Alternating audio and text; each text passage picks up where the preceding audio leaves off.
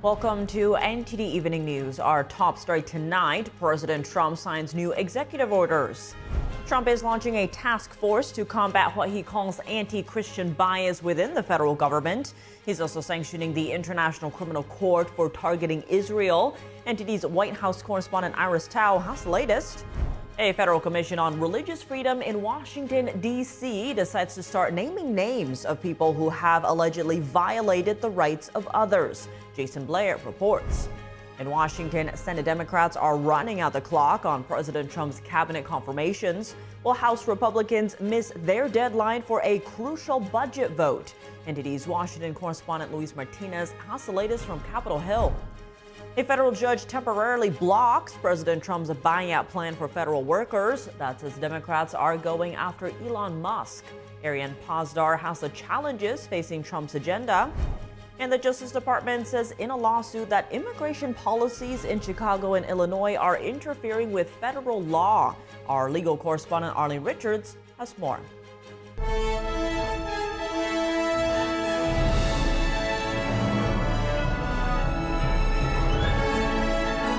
This is NTD Evening News, live from our global headquarters in New York City. Here's Tiffany Meyer.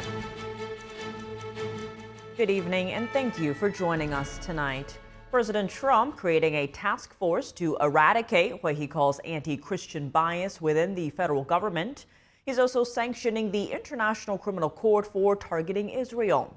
Joining us now live is NTD's White House correspondent Iris Tao. Good evening, Iris. What actions is the president taking today? Good evening to you as well, Tiff. On Thursday, President Trump announced that he's creating a new White House faith office, and he also signed a new executive order to establish a new task force to be led by Attorney General Pam Bondi, and that is to, quote, eradicate all anti-Christian bias within federal agencies. Here's his announcement this morning. Watch. The head of a task force, brand new, to eradicate anti-Christian bias. About time, right? Anti-Christian. To immediately halt all forms of anti-Christian targeting and discrimination within the federal government. President Trump was speaking at two prayer breakfasts this morning, and he also talked about his own faith. He says surviving the first assassination attempt strengthened his faith and changed him. He also emphasized that religion needs to play a more important role in the nation. Watch. That God did that. I mean, it had to be. The chances of turning, there's no reason to turn to the right. It changed something in me. I feel even stronger. I believed in God, but I feel much more strongly about it. Something happened. We have to make religion a much more important factor now. Our job is just going to be much easier. It unifies people. It brings people together. And there are more actions. The White House confirmed to NTD that President Trump today also signed an executive memorandum to review all funding going out to non-governmental organizations or NGOs, especially those who depend on the federal government. The White House told us that they have reviewed funding, for example, being distributed by the USAID, and realized that millions of dollars are going out to fund programs related to DEI, transgenderism, as well as LGBTQ initiatives. And the goal of that review is to, quote, ensure the best use of American taxpayer dollars. And Trump also signed another executive order to impose sanctions on the International Criminal Court, or ICC, and that is as administrations accusing it of unfairly targeting the U.S. and Israel. The ICC last year issued arrest warrants for Israeli Prime Minister Benjamin Netanyahu. Meanwhile, this set of actions comes as Israeli Prime Minister is visiting Washington this week and just met with Trump at the White House earlier this week. And Trump is also clarifying his plan for the U.S. to take over Gaza this morning, posting on Truth Social, saying that the Gaza Strip will be, quote, turned over to the U.S. by Israel at the conclusion of the fighting there. He also asked that the U.S. will work with regional partners to begin the construction of what would become, quote, one of the greatest and most spectacular developments of its kind on Earth. Meanwhile, President Trump is still emphasizing, though, that the U.S. will not send troops to the region, adding that what it's doing is to ensure regional stability. Tiff. All right, Iris, thanks for those updates. A commission on religious freedom releases the names of people it says have violated the rights of others. Victims of spiritual persecution shared their stories at an event in Washington, D.C. NTD correspondent Jason Blair reports from Capitol Hill. It is so clear that we cannot forget those who have suffered, those who are suffering now, and those who will continue to experience the long shadow of being locked away for their religion or belief. Advancing freedom of belief and confronting threats to this right around the world is the mission of the U.S. Commission on International Religious Freedom. The group publishes a list of victims who have been jailed or persecuted in some way over exercising their freedom of belief in various areas around the globe. It's called the Frank R. Wolf Freedom of Religious or Belief Victims List. However, they announced that they are now adding a list of names of known perpetrators who have violated others of this right. For too long, religious freedom violators have enjoyed anonymity and evaded accountability for repressing freedom of religion or belief. Several witnesses shared stories of persecution in different areas of the world. Some had experienced imprisonment, torture, and even the death of their loved ones. The Chinese Communist Party and Xi Jinping had declared war against any authentic faith that refused to make their religion compatible with socialism, communism, and Xi Jinping's thought. I think the Communist Party has jailed more people's faith, we talk about millions, than the rest of the world combined. So they burned me up to my neck in the burning hot sand. I survived, but sadly, others did not. And shortly after my father began to share his views, the police arrested him on charges of blasphemy. On July 29th of 2020, more than 2 years into his imprisonment, my father was awaiting a court hearing when a malicious individual snuck a gun into the courtroom my father was in and fatally shot him. The U.S. Commission on International Religious Freedom is an independent and bipartisan federal government commission. It was established under the 1998 International Religious Freedom Act. Reporting on Capitol Hill, Jason Blair, NTD News. Senate Democrats are running out the clock on the confirmation process for Trump's cabinet nominees, while House Republicans missed their own deadline to mark up a budget resolution. Our Washington correspondent Luis Martinez has more on this story. House Republicans have blown past their own deadline to mark up in the House Budget Committee and unveil a budget resolution to move forward with a single reconciliation bill. This is what Speaker of the House Mike Johnson had to say before he left from the Capitol to meet with President Trump at the White House to discuss the details of a bill that has not been unveiled yet. What about people in the meeting that want two bills? Sorry. We're working on a one-bill strategy. So what are your goals? To move the ball forward, and I think we will. We're in a good place. This will be an important meeting. Speaker of the House Mike Johnson and a delegation of House Republicans met with President Trump for over 3 hours at the White House. Meanwhile, the Congressional Progressive Caucus, led by Congressman Greg Casar, laid out their strategy to oppose the trifecta of Republicans in Washington. Whether you are conservative, whether you are liberal, independent, no matter your political party or your background, I think this is a fight where all Americans can agree that your elected representatives should be representing you. Your government shouldn't be run as a corrupt grift mill for a billionaire. House Minority Leader Hakeem Jeffries unveiled Wednesday a three-pronged strategy: legal, legislative, and grassroots mobilization to oppose the Republican trifecta in Washington. House Republicans don't appear interested in working for everyday Americans because they are working for Elon Musk and doing the bidding of an unelected, unaccountable, out of control billionaire puppet master. House Democrats have threatened to force a government shutdown on March 14th when government funding expires, and Senate Democrats have vowed to delay the confirmation process of President Trump's nominees. The latest delay was the in-committee vote for the next FBI director, Kash Patel. This is an unusual nomination. Unusual, and it's a 10-year nomination. I mean, we decided 50 years ago to reform the selection of the FBI head that's going to transcend at least one president, maybe two, the service of an individual. So 10 years is a pretty long time, and it, I think, merits extra consideration and review. Senate Republicans expect to see a full Senate floor vote for the nominations of Tulsi Gabbard, Robert F. Kennedy Jr., Elise Stefanik, among others, next week. More than 12 of President Trump's nominees have already been confirmed. Reporting from Washington, D.C., Luis Eduardo Martinez, NTD News. A federal judge temporarily blocks President Trump's buyout plan for federal workers. That's as Democrats are calling for Elon Musk to be fired. NTD's Ariane Pasdar has the latest on the administration's push to downsize the government.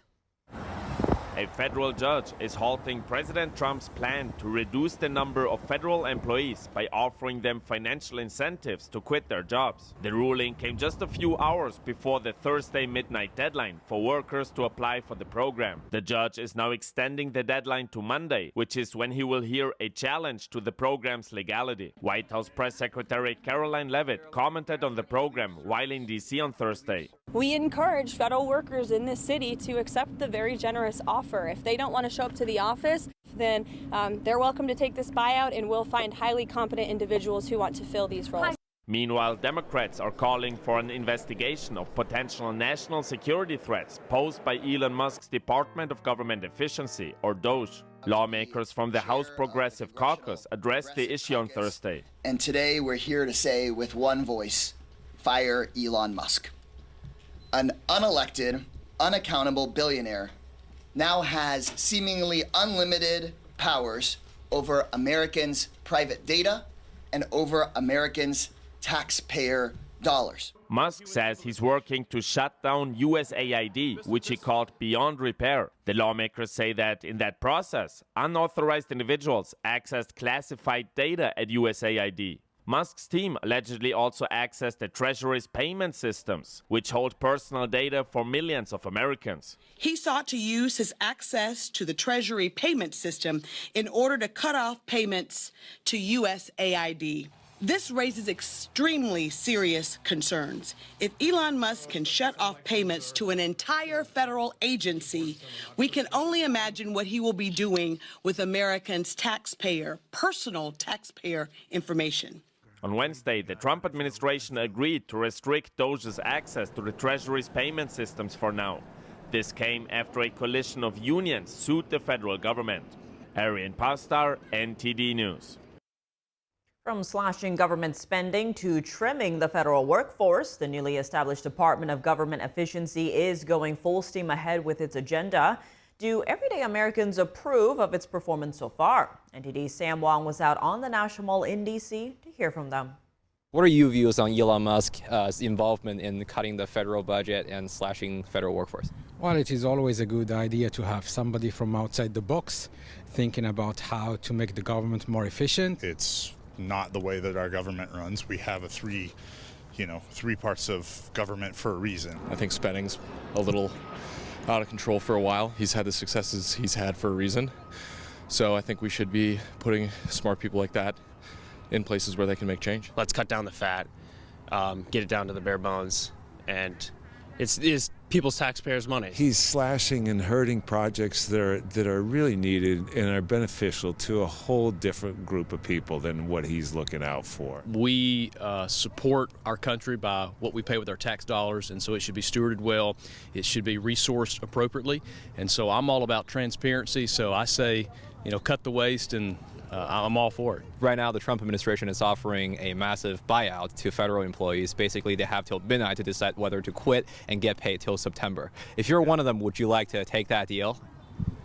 Quit and, yeah, I would take that. If it's kind of inevitable, then it gives you time to find something else to do. That's a tough question. I don't think I would, but at a higher level, I think that it is a prime example of cronyism. Maybe it depends. Depends what job I was doing or what function I was in.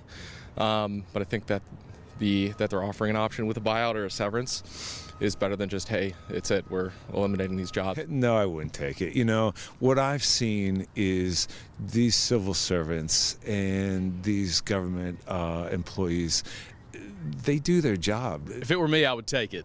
There's not many of us that have an opportunity when we are losing our job to have a buyout. They have noticed that the department's going to be closed. They have an opportunity to think about what their next actions would be, to stay or to fight it or to take the buyout. Yes, I would.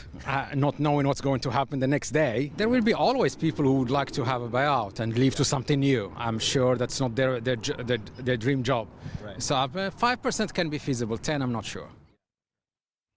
A second federal judge has blocked President Trump's executive order limiting birthright citizenship. This comes after another federal judge handed down a similar ruling yesterday. U.S. District Judge John Coffenauer granted a nationwide preliminary injunction on Trump's executive order. Democratic state attorneys general and private plaintiffs requested the move. The judge criticized Trump's order after hearing oral arguments earlier today. He accused Trump of treating the rule of law as an impediment to his policy goals. Trump's executive order faces at least 9 lawsuits. There will be further hearings in Boston and New Hampshire tomorrow and next Monday in other lawsuits. This week's 2 rulings remain in effect until the cases are resolved. The Trump administration's Justice Department has sued both Chicago and Illinois, claiming their welcoming immigration policies impede federal law. NTD's Arlene Richards has more. The Justice Department, under new Attorney General Pam Bondi, sued Chicago and Illinois on Thursday. In the complaint, the department cites specific state and city laws that they say, quote, are designed to and in fact interfere with and discriminate against the federal government's enforcement of federal immigration law, and that these laws violate the Supremacy Clause of the United States Constitution. The lawsuit comes as Chicago Mayor Brandon Johnson is expected to testify next month before the House Oversight Committee. Illinois Governor J.B. Pritzker, a frequent Trump critic, said in a statement the Trump administration is making it more difficult to protect the public. Also named in the lawsuit are the Chicago Police Department and the Cook County Sheriff. The lawsuit seeks to have 3 city and state immigration policies deemed invalid. In other DOJ action, AG Pam Bondi on Wednesday, shortly after being sworn in, ordered a pause on all Justice Department funds to so-called sanctuary cities. In a memo, Bondi wrote that the pause would remain in effect until a review has been completed, and that DOJ would terminate any agreements that are in violation of law or are the source of waste, fraud, or abuse, and initiate clawback or recoupment procedures where appropriate. It is not clear how long the review will take. Also on Wednesday, Bondi directed officials to review the prosecution of President Trump and people allegedly involved in the January 6, 2021 breach of the U.S. Capitol. The directive was contained in a memo establishing a weaponization working group. She said the group would examine what she described as the weaponization of the DOJ by former special counsel Jack Smith and his team. They investigated and later brought charges against Trump. Arlene Richards, NTD News. Pam Bondi announcing that sanctuary cities and states will face defunding if they don't cooperate with federal immigration authorities. Congressman Josh Brecheen of Oklahoma explains why he supports this decision and why Trump's policies are paying dividends. Tune into Capitol Report with Steve Lance tonight at 7 p.m. Eastern for more. Coming up, could residents in the Gaza Strip be forced to leave their homeland? An Israeli official says no, but some U.S. officials say otherwise. Jason Perry reports. Marco Rubio says the U.S. shouldn't have to pay for using the Panama Canal, as the U.S. is required to protect it. The Panamanian president denying this. The latest on control over the canal. And DeepSeek may be learning your internet passwords, according to a cybersecurity analysis, and it could be sending them to the Chinese Communist Party. More on that after the break.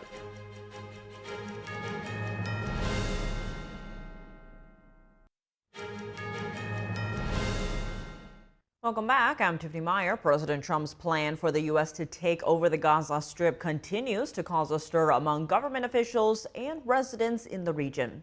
However, an Israeli official says no one will be forced to leave and no countries will be forced to accommodate those who do. NTD's Jason Perry has the update. Israeli Prime Minister Benjamin Netanyahu met with members of the U.S. Congress in D.C. on Thursday as the media followed them around. One asked Netanyahu if U.S. boots would be needed on the ground in the Gaza Strip, and he replied with, "No." Israeli officials continue to be hit with tough questions following President Trump's announcement that the U.S. would take over the Gaza Strip. Also on Thursday, Israel's foreign minister said they don't have details yet, but he said he could talk about principles. Everyone that is ready to immigrate, wants to immigrate from his free will. It is moral to give him that option and not to put him in prison. So everything must be based on the free will of individual. He also said that the people who volunteer to leave would need to go to a state that's ready to take them in. This is in contrast to what Senator Chris Coons said about Trump's plan. He's distracting with a completely unserious proposal to forcibly relocate nearly 2 million people. He's backing away today and saying U.S. troops wouldn't do it. The Israelis would somehow magically move 2 million people when there's no other country in the region that would welcome them, and the Gazans don't want to move.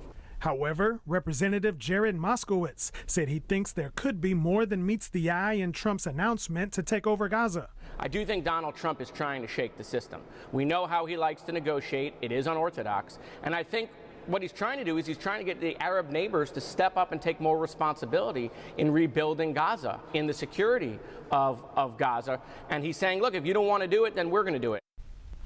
Meanwhile, Israeli forces are preparing a plan to allow for the, quote, voluntary departure of residents from the Gaza Strip, according to Israeli media. However, residents there have been opposed to the idea of leaving their land. This is not possible. This is our country, our land. We will hang on to it till the last moment. God willing, we will not leave our country, and we are steadfast in Gaza. Meanwhile, Secretary of State Marco Rubio said the Gaza Strip was not habitable because of dangers such as unexploded weapons, and that people would have to live elsewhere while it's rebuilt. Jason Perry, NTD News. Secretary of State Marco Rubio visiting the Dominican Republic, finishing up his last day on his first trip abroad as top diplomat. This as controversy erupts over the U.S. paying for ships passing through the Panama Canal. NTD's Washington correspondent Jack Bradley has the details. Meeting with the Dominican president on Thursday, Secretary Rubio said that the U.S. Army Corps of Engineers helped find a supply of rare earth minerals found in the DR. He says that this has the potential to make semiconductors, secure an energy supply, and help both countries' economies prosper. The leaders also discussed the humanitarian crisis in Haiti, where gang violence runs rampant. Haiti and the Dominican Republic share an island, and Rubio says that he's authorized more support for Haiti to expand security to help the nation's economy. It's a tragedy, it's horrifying, and it needs to be dealt with. I want to be clear that the future of Haiti belongs to the people of Haiti. They and the elites in that society have to make up their minds and have to think through what they want their future to look like, because that is their country and their future belongs to them. But we are going to help. There's been some misreporting about the U.S. role and support of the mission there. So let me be clear, and so it's understood. Last week, in the middle of last week, I signed a waiver to make sure that our programs there continue. And as of last Friday, they are active and have been working. Rubio also said that the DR has been ramping up fentanyl seizures that were destined for the U.S. Rubio began his trip with a visit to Panama, after which the State Department announced that its leaders agreed to waive fees for U.S. ships going through the Panama Canal. The Panamanian president denying this, saying that it was all lies and not true. Rubio's response, giving the country time to agree to this notion. The United States has a treaty obligation to protect the Panama Canal if it comes under attack. That treaty obligation would have to be enforced by the armed forces of the United States, particularly the U.S. Navy. I find it absurd that we would have to pay fees to transit a zone that we are obligated to protect in a time of conflict. Those are our expectations. They were clear. They were clearly understood in those conversations. But I respect very much the fact that Panama has a process of laws and procedures that they need to follow as it relates to the Panamanian Canal authorities. We'll allow them to work through those processes. Meanwhile, the U.S. put new sanctions on a network of Iranian oil shipments to China. The U.S. officials say that the shipments are worth hundreds of millions of dollars and fund the Iranian military and terrorist proxy groups. This comes days after President Trump signed a memorandum that aims to drive Iranians' oil exports to zero. The sanctions also impact India and the United Arab Emirates, who are accused of facilitating these shipments. It also puts added pressure on China, which put retaliatory tariffs on U.S. liquid natural gas, coal, and crude oil, all in response to Trump's blanket tariffs on China. Jack Bradley, NTD News. DeepSeek may be sending user data to the Chinese Communist Party. That's what cybersecurity experts have found. And not just your AI prompts, but all web activity. Here's the story.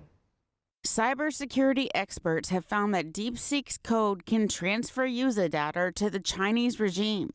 DeepSeek is a Chinese AI firm that made an AI chatbot.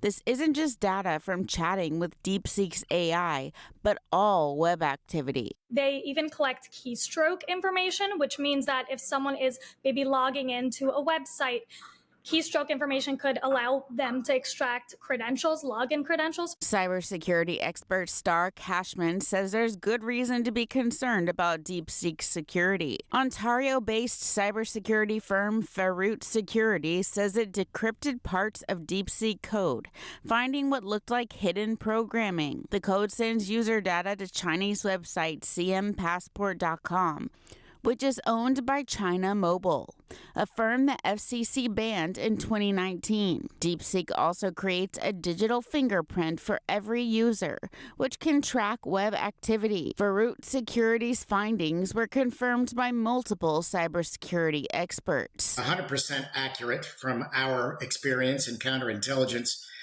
Same with other apps from China, TikTok, Temu, Shein, other apps. There's literally hundreds of those. They are weaponized to send all of your data back to the CCP. Cybersecurity expert Casey Fleming says DeepSeek should be banned. The U.S. Navy banned DeepSeek in late January. Senator Josh Hawley has introduced a bill that could ban DeepSeek nationwide. Republican Congressman Darren LaHood of Illinois and Democratic Congressman Josh Gottheimer of New Jersey are also set to propose legislation on Friday to ban the use of DeepSeek on government devices. Coming up, President Trump creates a new task force to tackle what he calls anti-Christian bias in the federal government. A legal analyst joins us to explore what changes we can expect from the group when we come back.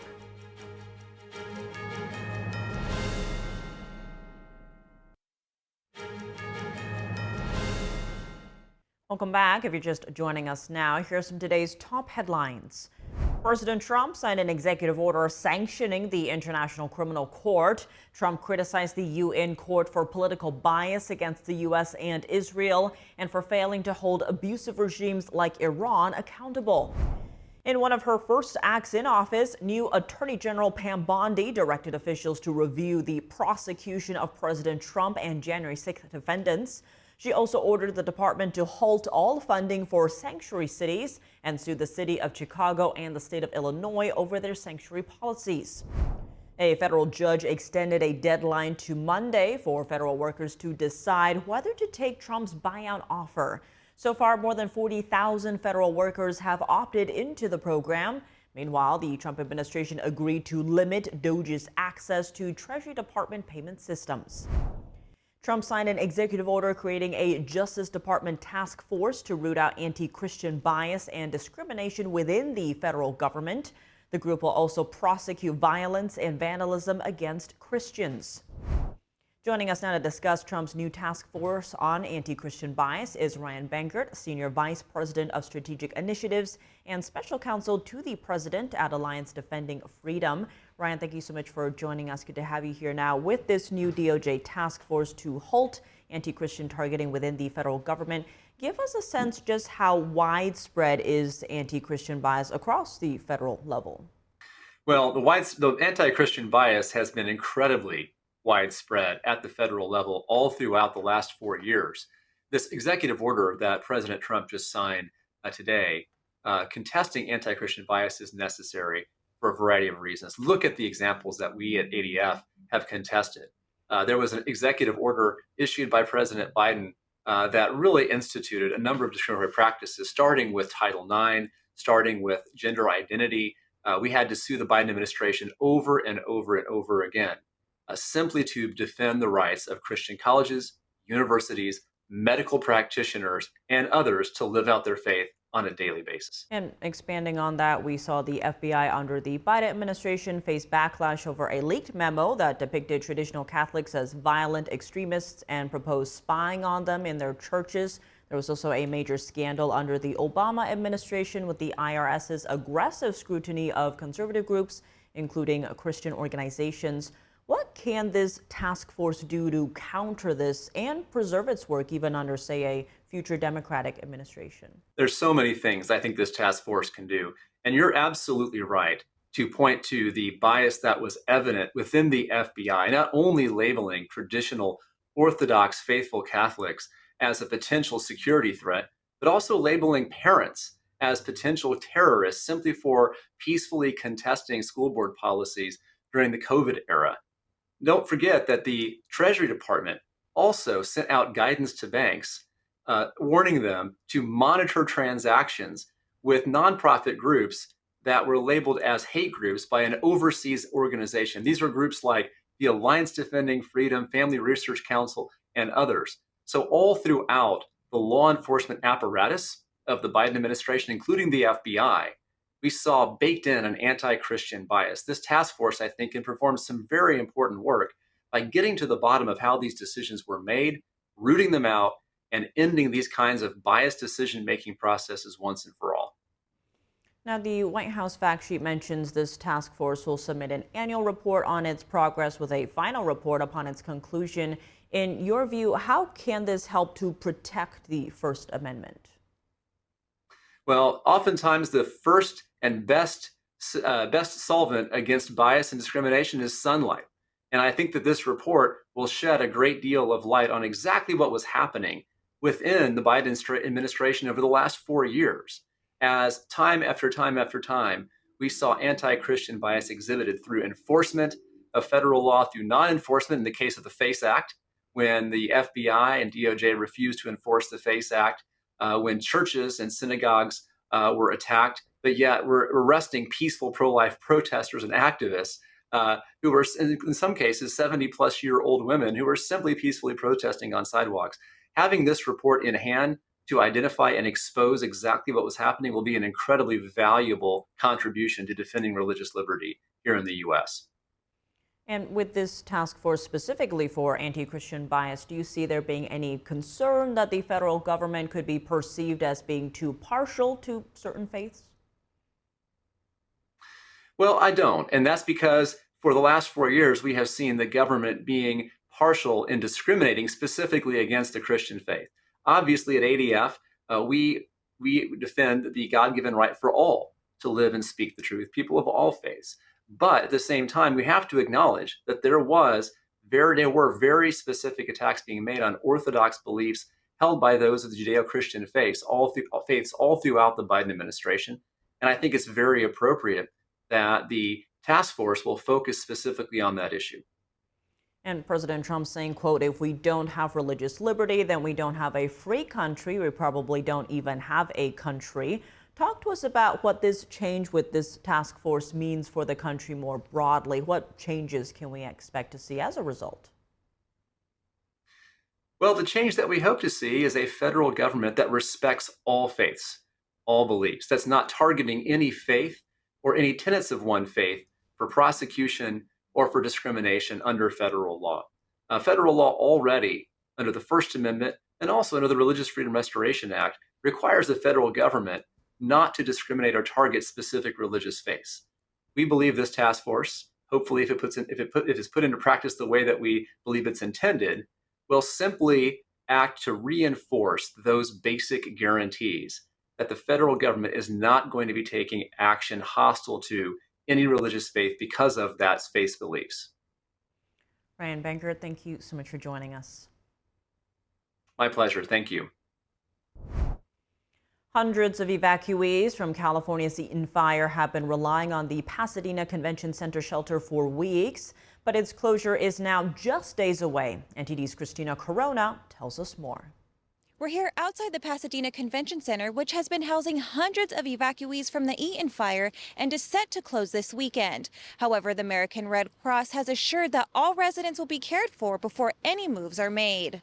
The shelter at the Pasadena Convention Center is set to close on Saturday. In a news release Tuesday, the Red Cross emphasized that while shelter transitions are unexpected, the Red Cross will continue to have a congregate sheltering option until all residents have a plan in place to get them to their next housing solution. Each household will receive personalized assistance from a casework team to navigate resources available through nonprofits, government agencies, and commercial organizations. As of Tuesday night, 252 people remain housed at the shelter. The Red Cross told news outlets that efforts are underway to find a new shelter location closer to the evacuees' home communities, and residents will transition once the new site is identified. When the Red Cross took over management of the Pasadena shelter in January, the Civic Auditorium complex asked that the facility be returned to the city by the first week of February. One Eaton fire evacuee who lost his home in the blaze told NTD on Thursday afternoon that he still had no update on where his family would be living after the weekend. When asked about the transition during a Wednesday press conference on wildfire recovery, LA County Supervisor Catherine Barger said, Understand this is a temporary shelter, and it's important for the Red Cross and the county to work together to find interim housing for these individuals. So it was never the intent to have the Pasadena Convention Center be a permanent place for housing. The Pasadena Convention Center opened as a shelter shortly after the Eaton fire broke out on January 7th. Reporting from the city of Pasadena, Christina Corona, NTD News. Coming up in the NBA, six-time All-Star Jimmy Butler is reportedly on the move to Golden State as part of a multi-team trade. Dave Martin joins us to discuss when we return.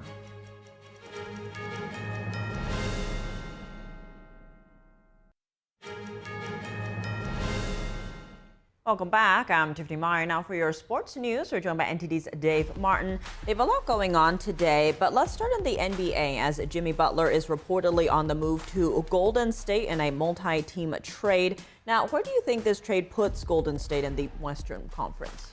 Well, I mean, it moves them up anyway. I mean, right now they're a 500 team. I mean, I think at least puts them into the playoff situation. I don't think it makes them title contenders again. I'm afraid that ship has probably sailed. But Butler, he is a six-time All-Star known as Playoff Jimmy because for good reason. I mean, he elevates his play when it matters most. Led a couple of underdog Heat squads to the finals twice in his 5 years there. On the flip side, though, he's 35, which actually kind of fits in with Golden State's, remaining championship nucleus. Steph Curry and Draymond Green are right around that age, too. That's not very young for NBA players, though. I think this trade probably gives them one more run this year. They do have the chance to add more this summer because Butler did agree to a contract extension as part of this trade. Now, even though they had to give up Andrew Wiggins, who was their second leader scorer, I found this team to at least be intriguing come playoff time with, their championship experience of Curry and Green mixed with playoff Jimmy there. No predictions on how far they go just yet, though. We'll wait until this actually trade becomes official for that. All right, well, moving to baseball news, the New York Mets have reportedly re-signed their own free agent, first baseman Pete Alonso, to a 2-year deal. Now, have there been any doubts that they would lose him? Only because this seemed to take so long. I mean, not only has he been a Met his entire career, but free agency started 3 months ago, too. And although we don't really know what happened, of course, behind the scenes, the Mets are known to have maybe the most generous owner as far as salaries go in billionaire Steve Cohen. I mean, he just gave Juan Soto that $765 million contract, biggest in sports history in North American. So there was a perception it would be hard to see someone outbidding the Mets for him. And he's a good player, he's a good home run hitter. But I think this also speaks to the collapsed market for middle-aged first basemen like Alonso. There are reports he rejected a 7-year extension worth more than $150 million just 18 months ago, only to end up with this reported 2-year deal worth $54 million. So it seems like a much different marketplace right now for first basemen in the major leagues. Well, staying in baseball, Commissioner Rob Manfred says he's getting emails from fans concerned over the league's lack of a salary cap. Where is this coming from? You know, he didn't say specifically, but after the Dodgers won the World Series with the highest payroll, and then they saw their good fortune continue with the top international prospect, that's Japanese pitcher Roki Sasaki, signing with them for just $6.5 million, which is a bargain. That's the most teams could offer since he's under 25. I think there was a lot of a little bit of concern around baseball at how good they were becoming. I mean, this is like them getting Sasaki, who is now ranked as #1 prospect in the game. That's like the Super Bowl winning Kansas City Chiefs getting the first pick in the NFL draft. So, I mean, the Dodgers, they had a $350 million payroll that has #1 in the big leagues. To show the disparity, Oakland was last. They had an $84 million payroll. I mean, that's less than the $100 million luxury tax that the Dodgers had to pay on their huge payroll. Now, this issue has been going on for quite some time in baseball. It's not as easy as just installing a salary cap. The Players Association would have to agree to it. They have shown in the past they do not want to. So who knows what's going to happen, but the current collective bargaining agreement between the owners and the Players Association expires next year, so we'll have to see then. Well, shifting gears to college sports, the NCAA changed their transgender policy today to align with President Trump's recent executive order, which essentially bans males from competing in women's sports. Yeah, that was pretty quick. Probably the right move too. I mean, you need uniformity. You can't have some colleges out there trying to go against this, and most are not going to do it. So more of the dominoes here are falling as well. Now, the Education Department is announcing a review of San Jose State University's volleyball team, as well as the University of Penn's swimming program, over suspected violations of Title IX, which bars sex discrimination in education. Now, these programs are really famous over this issue. I mean, there was that lawsuit filed last fall against the conference that San Jose State plays volleyball in the Mountain West over the safety issue of an alleged transgender volleyball player for San Jose State. Numerous teams forfeited their games against them. And then in 2022, Penn swimmer Leah Thomas, formerly known as Will, won an NCAA title, becoming the first openly transgender athlete to win a D1 title. So a lot of change is happening in this area. And you've actually talked to a number of female players that have spoken out about the issue of transgender athletes in sports, and some who are directly affected by it. What's been the reaction? Well, they're definitely pleased by it. You know, I just talked to Caitlin Wheeler today. She's a former NCAA swimmer. Now, she, along with Riley Gaines, was at that NCAA championship along with Leah Thomas that Leah Thomas won. Now, she's told me about how unfair she thought the NCAA's policies were to allow a biological male to compete against him, but also how violated she felt after having to change the same locker room with Thomas. And so she's been an advocate for fairness in women's sports ever since. She was actually there yesterday in the White House with Trump as he signed that order. Now, I want to play what she told me about how it felt being in there and, what it's been like, going through this over the past couple of years. So let's go ahead and play that right now if we can. The energy in that room was truly one of excitement, relief. It's something we've been fighting for years. And so to be there on the day of the executive order being signed by President Trump, it was surreal, to say the least. But standing in the White House with President Trump, surrounded by some truly incredible fighters for the cause, it was a moment of vindication for sure. And so truly it's a victory. But what I have to say is it's sad that it took almost 3 years since my experience, Riley's experience, and many others before they did something. It could have prevented so many women from being affected. And it took President Trump signing an executive order, backing them into a corner for them to do the right thing, the common sense thing. And it's truly a shame, but I'm very thankful for this announcement, and it's truly long overdue.